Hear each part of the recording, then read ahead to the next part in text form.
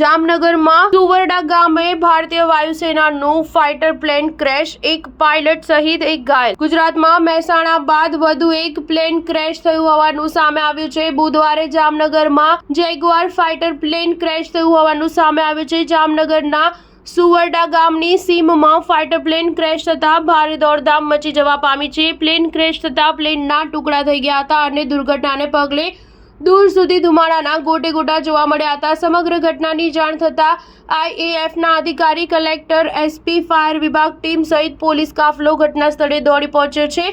Plane crash થવાથી એક pilot શહીદ થયા હોવાનું સામે આવ્યું છે, જ્યારે એક પાયલટ ઘાયલ થતાં સારવાર અર્થે હોસ્પિટલ ખસેડવામાં આવ્યા છે. મળતી માહિતી મુજબ જામનગરના કાલાવડ રોડ નજીક સુવરડા ગામની સીમમાં ભારતીય વાયુસેનાનું તાલીમી ફાઇટર પ્લેન દુર્ઘટનાગ્રસ્ત થયું હતું, જે વાડી વિસ્તારમાં અગનગોળો બની ધડાકાભેર તૂટી પડ્યું હતું. સીમમાં પ્લેનનો કાટમાળ વિખેરાયેલો હતો અને આગ પણ લાગી હતી. જોકે ફાયર વિભાગની ટીમ પણ ઘટના સ્થળે પહોંચી ગઈ હતી. મળતી માહિતી અનુસાર ઘટનાના પગલે એક પાયલટ શહીદ થયા હોવાનું સામે આવ્યું છે, જ્યારે એક ઘાયલ થયો છે.